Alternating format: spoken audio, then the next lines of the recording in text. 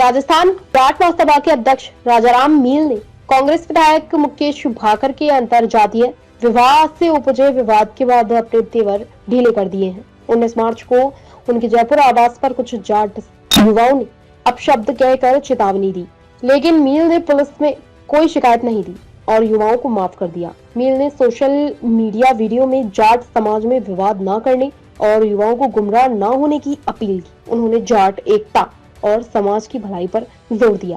हनुमान बेनीवाल का नाम लिए बिना मामला शांत किया। उठाया और उनके एक लड़का कोई फिजियोथेरेपी डॉक्टर था, बोला मैं था, मेरे को पता नहीं। तो उनके परिवार से फिर फोन आया और उनके रो रहे थे। और फिर मेरे मन में ये है कि भाई बच्चे जो भी हैं जाटों के, ये गुमराह हुए हुए हैं, भटके हुए हैं। मैं कोई जाटों के बच्चों को किसी की जिंदगी नहीं खराब करना चाहता। अगर मैं FIR करता तो 452 में इनकी जमानतें नहीं होती, लेकिन मैं नहीं चाहता कि किसी अनजान बच्चों को इस तरीके से कोई हैरेसमेंट झेलना पड़े। तो मैंने पुलिस से बात करके खुद थाने में जाके उस बच्चे से मिला और मैंने कहा इस तरीके से मत करो। मैं और कहता हूँ कि मेरे समाज के बच्चों, पढ़ो लिखो, आगे बढ़ो और सर्विस में जाओ।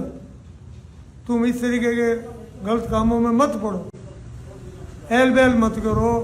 परिवार ने पाल पोस के यहाँ तक किया, खर्चा लगा के पढ़ाया, तो ये गलत तरीके से मत जाओ, मत काम करो। कोई तुम्हारे घर में दाना नहीं डालेगा, तो आप किसी के लिए कहाँ जा रहे हो, क्यों जा रहे हो, आगे से ध्यान रखें। आज जो जितने लड़के आए, मैं उनको सबको और इनके पेरेंट्स को ये कहना चाहता हूँ कि मैंने थाने में कह दिया कि मेरे को कोई केस नहीं चलाना और इन पे कोई केस नहीं बनाना और सबको छोड़ दिया जाए। जो थे उनको भी अभी छोड़ देंगे। उनका हम 10 बजे से घर भेज देंगे। उसी घरवाली रो रही थी।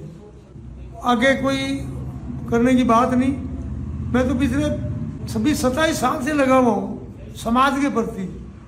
समाज के प्रति सब कुछ तो लगा दिया मैंने, क्या नहीं किया। इतना बड़ा आरक्षण दे रहा है उस दिन से लेके और आज तक। हमारा परिवार तो पीछे मुड़ के ही नहीं देख रहा है। मेरे को छूट दे रखी है पूरे परिवार के। 90 साल के बड़े बड़े भाई साहब, उनसे लेकर 150 मेरे परिवार के मेंबर हैं। कोई एक्सपोर्ट का काम कर रहा है, कोई कुछ कर रहा है, कोई कॉलेज चला रहा है, कोई स्कूल चला रहा है, कोई प्रॉपर्टी का कर रहा है।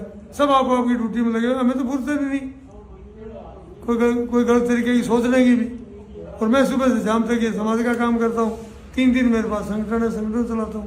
तो क्यों इस तरीके की ये लोग कोई विचार कर लेते हैं, सोच लेते हैं, या क्या किस तरीके की बात हुई।